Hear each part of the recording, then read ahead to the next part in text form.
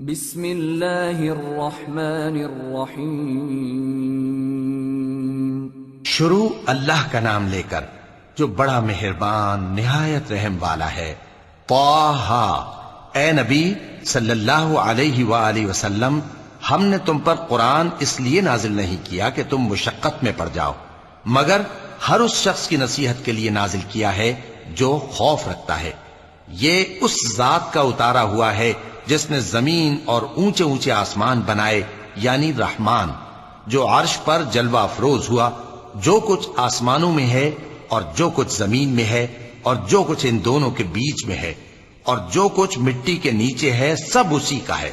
اور اگر تم پکار کر بات کہو تو کیا ہے، وہ تو آہستہ کہی ہوئی اور نہایت پوشیدہ بات تک کو جانتا ہے۔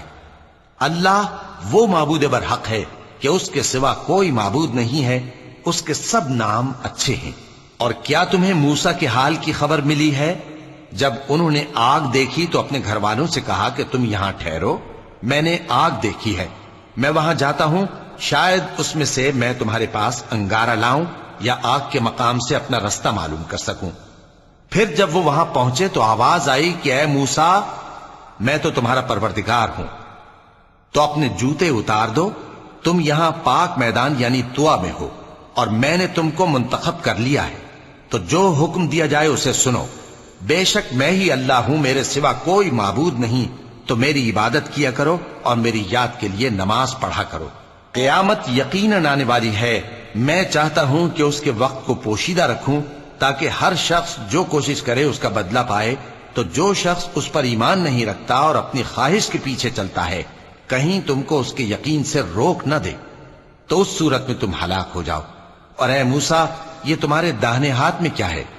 انہوں نے کہا، یہ میری لاٹھی ہے، اس پر میں ٹیک لگاتا ہوں اور اس سے اپنی بکریوں کے لیے پتے جھاڑتا ہوں، اور اس میں میرے اور بھی کئی فائدے ہیں۔ فرمایا کہ موسیٰ اسے زمین پر ڈال دو، تو انہوں نے اس کو ڈال دیا اور وہ یکا یک سانپ بن کر دوڑنے لگا۔ فرمایا کہ اسے پکڑ لو اور ڈرنا مت، ہم اس کو ابھی اس کی پہلی حالت پر لوٹا دیں گے، اور اپنا ہاتھ اپنی بغل میں دبا لو کہ وہ کسی عیب و بیماری کے بغیر سفید چمکتا دمکتا نکلے گا۔ یہ دوسری نشانی ہے تاکہ ہم تمہیں اپنے بڑے بڑے نشانات دکھائیں۔ تم فرعون کے پاس جاؤ کہ وہ سرکش ہو رہا ہے۔ کہا، اے میرے پروردگار، اس کام کے لیے میرا سینہ کھول دے اور میرا کام آسان کر دے اور میری زبان کی گرہ کھول دے تاکہ وہ میری بات سمجھ لیں، اور میرے گھر والوں میں سے ایک کو میرا وزیر یعنی مددگار مقرر فرما، یعنی میرے بھائی ہارون کو۔ اس سے میری کمر کو مضبوط کر اور اسے میرے کام میں شریک کر تاکہ ہم تیری بہت سی تسبیح کریں اور تجھے کثرت سے یاد کریں، تو ہم کو ہر حال میں دیکھ رہا ہے۔ فرمایا، موسیٰ، تمہاری دعا قبول کی گئی، اور ہم نے تم پر ایک بار اور بھی احسان کیا تھا جب ہم نے تمہاری والدہ کو الہام کیا تھا جو تمہیں بتایا جاتا ہے۔ وہ یہ تھا کہ اسے یعنی موسیٰ کو صندوق میں رکھو، پھر اس صندوق کو دریا میں ڈال دو، تو دریا اس کو کنارے پر ڈال دے گا اور میرا اور اس کا دشمن اسے اٹھا لے گا۔ اور موسیٰ، میں نے تم پر اپنی طرف سے محبت ڈال دی، اور اس لیے کہ تم میرے سامنے پرورش پاؤ۔ جب تمہاری بہن وہاں فرعون کے ہاں گئی اور کہنے لگی کہ میں تمہیں اس کا پتہ دوں جو اس کو پالے پوسے، تو اس طریق سے ہم نے تم کو تمہاری ماں کے پاس پہنچا دیا تاکہ ان کی آنکھیں ٹھنڈی ہوں اور وہ رنج نہ کریں۔ اور تم نے ایک شخص کو مار ڈالا تھا تو ہم نے تم کو غم سے نجات دی، اور ہم نے تمہاری کئی بار آزمائش کی، پھر تم کئی سال اہل مدین میں ٹھہرے رہے۔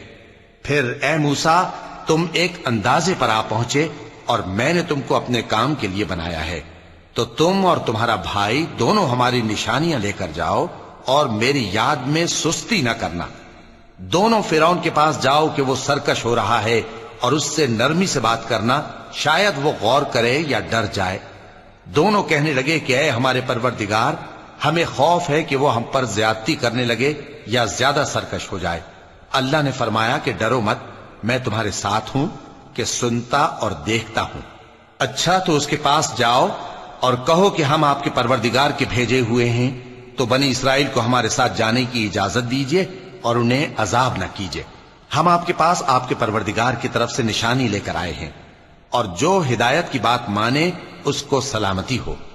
ہماری طرف یہ وحی آئی ہے کہ جو جھٹلائے اور منہ پھیرے اس کے لیے عذاب تیار ہے۔ غرض موسیٰ اور ہارون فرعون کے پاس گئے. اس نے کہا کہ موسیٰ تمہارا پروردگار کون ہے؟ کہا کہ ہمارا پروردگار وہ ہے جس نے ہر چیز کو اس کی شکل و صورت بخشی پھر راہ دکھائی.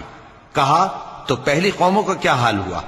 فرمایا کہ ان کا علم میرے پروردگار کو ہے جو کتاب میں لکھا ہوا ہے. میرا پروردگار نہ چوکتا ہے نہ بھولتا ہے.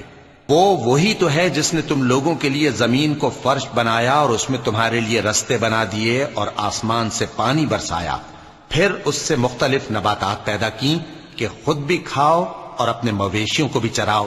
بے شک ان باتوں میں عقل والوں کے لیے بہت سی نشانیاں ہیں. اسی زمین سے ہم نے تم کو پیدا کیا اور اسی میں ہم تمہیں لوٹائیں گے اور اسی سے ہم تمہیں دوسری دفعہ نکالیں گے. اور ہم نے فرعون کو اپنی سب نشانیاں دکھائیں مگر وہ تکذیب اور انکار ہی کرتا رہا. کہنے لگا کہ موسیٰ کیا تم ہمارے پاس اس لیے آئے ہو کہ اپنے جادو کے زور سے ہمیں ہمارے ملک سے نکال دو؟ تو ہم بھی تمہارے مقابل ایسا ہی جادو لائیں گے. تو ہمارے اور اپنے درمیان ایک وقت مقرر کر لو کہ نہ تو ہم اس کے خلاف کریں اور نہ تم، اور یہ مقابلہ ایک ہموار میدان میں ہوگا. موسیٰ نے کہا کہ آپ کے لیے یوم زینت کا وعدہ ہے اور یہ کہ لوگ اس روز دن چڑھے اکٹھے ہو جائیں. تو فرعون لوٹ گیا اور اپنے سامان جمع کر کے پھر آیا. موسیٰ نے ان جادوگروں سے کہا کہ یہ تمہاری بربادی ہوگی. اللہ پر جھوٹ نہ باندھو، وہ تمہیں عذاب سے فنا کر دے گا، اور جس نے جھوٹ باندھا وہ نامراد رہا. تو وہ باہم اپنے معاملے میں جھگڑنے اور چپکے سرگوشی کرنے لگے. کہنے لگے یہ دونوں جادوگر ہیں، چاہتے ہیں کہ اپنے جادو کے زور سے تم کو تمہارے ملک سے نکال دیں اور تمہارے بہترین مذہب کو نابود کر دیں. تو تم جادو کا سامان اکٹھا کر لو اور پھر قطار باندھ کر آؤ. آج جو غالب رہا وہی کامیاب ہوا. جادوگر بولے کہ موسیٰ یا تو تم اپنی چیز ڈالو یا ہم اپنی چیزیں پہلے ڈالتے ہیں. موسیٰ نے کہا بلکہ تم ہی پہلے ڈالو. جب انہوں نے چیزیں ڈالیں تو یکا یک ان کی رسیاں اور لاٹھیاں موسیٰ کے خیال میں ایسی آنے لگیں کہ وہ میدان میں ادھر ادھر دوڑ رہی ہیں. اس وقت موسیٰ نے اپنے دل میں خوف محسوس کیا. ہم نے کہا خوف نہ کرو، بلا شبہ تم ہی غالب رہو گے. اور جو چیز یعنی لاٹھی تمہارے داہنے ہاتھ میں ہے اسے ڈال دو کہ جو کچھ انہوں نے بنایا ہے اس کو وہ نگل جائے گی. جو کچھ انہوں نے بنایا ہے یہ تو جادوگروں کے ہتھ کنڈے ہیں، اور جادوگر جہاں بھی جائے کامیاب نہیں ہوگا. اس پر جادوگر سجدے میں گر پڑے. کہنے لگے کہ ہم موسیٰ اور ہارون کے پروردگار پر ایمان لائے. فرعون بولا کہ پیشتر اس کے کہ میں تمہیں اجازت دوں تم اس پر ایمان لے آئے. بے شک یہ تمہارا بڑا یعنی استاد ہے جس نے تم کو جادو سکھایا ہے. سو میں تمہارے ہاتھ اور پاؤں مخالف سمت سے کٹوا دوں گا اور تم کو کھجوروں کے تنوں پر سولی چڑھوا دوں گا، اور تم کو معلوم ہوگا کہ ہم میں سے کس کا عذاب زیادہ سخت اور دیر تک رہنے والا ہے. انہوں نے کہا کہ جو دلائل ہمارے پاس آ گئے ہیں ان پر اور جس نے ہم کو پیدا کیا ہے اس پر ہم آپ کو ہرگز ترجیح نہیں دیں گے. تو آپ کو جو حکم دینا ہو دے دیجئے، اور آپ جو حکم دے سکتے ہیں وہ صرف اسی دنیا کی زندگی میں دے سکتے ہیں. ہم تو اپنے پروردگار پر ایمان لے آئے تاکہ وہ ہمارے گناہوں کو معاف کرے اور اسے بھی جو آپ نے ہم سے زبردستی جادو کرایا. اور اللہ سب سے اچھا ہے اور ہمیشہ باقی رہنے والا ہے. جو شخص اپنے پروردگار کے پاس گناہگار ہو کر آئے گا تو اس کے لیے جہنم ہے جس میں نہ وہ مرے گا نہ جیے گا، اور جو اس کے روبرو ایماندار ہو کر آئے گا اور عمل بھی نیک کیے ہوں گے تو ایسے لوگوں کے لیے اونچے اونچے درجے ہیں، یعنی ہمیشہ رہنے کے باغ جن کے نیچے نہریں بہ رہی ہیں، ہمیشہ ان میں رہیں گے. اور یہ اس شخص کا بدلہ ہے جو پاک ہوا. اور ہم نے موسیٰ کی طرف وہی بھیجی کہ ہمارے بندوں کو راتوں رات نکال لے جاؤ، پھر ان کے لیے سمندر میں لاٹھی مار کر خشک رستہ بنا دو. پھر تم کو نہ فرعون کے آ پکڑنے کا خوف ہوگا اور نہ غرق ہونے کا ڈر. پھر فرعون نے اپنے لشکروں کے ساتھ ان کا تعاقب کیا تو سمندر کی موجوں نے ان پر چڑھ کر انہیں ڈھانک لیا یعنی ڈبو دیا. اور فرعون نے اپنی قوم کو گمراہ کر دیا اور سیدھے رستے پر نہ ڈالا. اے آل یعقوب، ہم نے تم کو تمہارے دشمن سے نجات دی اور تورات دینے کے لیے تم سے کوہ طور کی داہنی جانب مقرر کی اور تم پر من اور سلوہ نازل کیا، اور حکم دیا کہ جو پاکیزہ چیزیں ہم نے تم کو دی ہیں ان کو کھاؤ اور اس میں حد سے نہ نکلنا، ورنہ تم پر میرا غضب نازل ہوگا، اور جس پر میرا غضب نازل ہوا وہ ہلاک ہو گیا. اور جو توبہ کرے اور ایمان لائے اور عمل نیک کرے پھر سیدھے رستے چلے اس کو میں بخش دینے والا ہوں۔ اور اے موسیٰ، تم نے اپنی قوم سے آگے چلے آنے میں کیوں جلدی کی؟ کہا وہ میرے پیچھے آ رہے ہیں۔ اور اے میرے پروردگار، میں نے تیری طرف آنے کی جلدی اس لیے کی کہ تو خوش ہو جائے۔ فرمایا کہ ہم نے تمہاری قوم کو تمہارے بعد آزمائش میں ڈال دیا ہے، اور سامری نے ان کو بہکا دیا ہے۔ اور موسیٰ غصے اور غم کی حالت میں اپنی قوم کے پاس واپس آئے اور کہنے لگے کہ اے قوم، کیا تمہارے پروردگار نے تم سے اچھا وعدہ نہیں کیا تھا؟ کیا میری جدائی کی مدت تمہیں لمبی معلوم ہوئی، یا تم نے یہ چاہا کہ تم پر تمہارے پروردگار کی طرف سے غضب نازل ہو، اور اس لیے تم نے مجھ سے جو وعدہ کیا تھا اس کے خلاف کیا؟ وہ کہنے لگے کہ ہم نے اپنے اختیار سے آپ سے وعدہ خلافی نہیں کی، لیکن ہم ان لوگوں کے زیوروں کا بوجھ اٹھائے ہوئے تھے، پھر ہم نے اس کو آگ میں ڈال دیا، اور اسی طرح سامری نے ڈال دیا۔ تو اس نے ان کے لیے ایک بچڑا بنا دیا، یعنی ایک بے جان جسم جس میں گائے کسی آواز تھی۔ تو لوگ کہنے لگے کہ یہی تمہارا معبود ہے اور یہی موسیٰ کا معبود ہے، مگر وہ بھول گئے ہیں۔ تو کیا یہ لوگ نہیں دیکھتے کہ وہ ان کی کسی بات کا جواب نہیں دیتا، اور نہ ان کے نقصان اور نفع کا کچھ اختیار رکھتا ہے؟ اور ہارون نے ان سے پہلے ہی کہہ دیا تھا کہ لوگوں، اس کے ذریعے تمہیں فتنے میں ڈال دیا گیا ہے، اور تمہارا پروردگار تو رحمان ہی ہے، تو میری پیروی کرو اور میرا کہا مانو۔ وہ کہنے لگے کہ جب تک موسیٰ ہمارے پاس واپس نہ آئیں ہم تو اس کی پوجا پر قائم رہیں گے۔ پھر موسیٰ نے ہارون سے کہا کہ اے ہارون، جب تم نے ان کو دیکھا تھا کہ گمراہ ہو گئے ہیں تو تم کو کس چیز نے روکا تھا؟ یعنی اس بات سے کہ تم میرے پیچھے چلے آؤ، بھلا تم نے میرے حکم کے خلاف کیوں کیا؟ کہنے لگے کہ اے ماں جائے، میری داڑھی اور سر کے بالوں کو نہ پکڑیے، میں تو اس سے ڈرا کہ آپ یہ نہ کہیں کہ تم نے بنی اسرائیل میں تفرقہ ڈال دیا اور میری بات کو ملحوظ نہ رکھا۔ موسیٰ نے فرمایا تو اے سامری، تیرا کیا حال ہے؟ اس نے کہا کہ میں نے ایسی چیز دیکھی جو اوروں نے نہیں دیکھی، تو میں نے فرشتے کے نقش پا سے مٹی کی ایک مٹھی بھر لی، پھر اس کو بچڑے کے جسم میں ڈال دیا، اور مجھے میرے جی نے اس کام کو اچھا بتایا۔ موسیٰ نے کہا جا، تجھ کو دنیا کی زندگی میں یہ سزا ہے کہ کہتا رہے کہ مجھ کو ہاتھ نہ لگانا، اور تیرے لیے ایک اور وعدہ ہے، یعنی عذاب کا جو تجھ سے ٹل نہ سکے گا، اور جس معبود کی پوجا پر تو جمع ہوا تھا اس کو دیکھ، ہم اسے جلا دیں گے، پھر اس کی راکھ کو اڑا کر دریا میں بکھیر دیں گے۔ تمہارا معبود تو اللہ ہی ہے، جس کے سوا کوئی معبود نہیں، اس کا علم ہر چیز پر محیط ہے۔ اس طرح ہم تم سے وہ حالات بیان کرتے ہیں جو گزر چکے ہیں، اور ہم نے تمہیں اپنے پاس سے نصیحت کی کتاب عطا فرمائی ہے۔ جو شخص اس سے منہ پھیرے گا وہ قیامت کے دن گناہ کا بوجھ اٹھائے گا۔ ایسے لوگ ہمیشہ اس عذاب میں مبتلا رہیں گے، اور یہ بوجھ قیامت کے روز ان کے لیے برا ہوگا، جس روز سور پھونکا جائے گا، اور ہم گناہگاروں کو یوں اکٹھا کریں گے کہ ان کی آنکھیں نیلی نیلی ہوں گی۔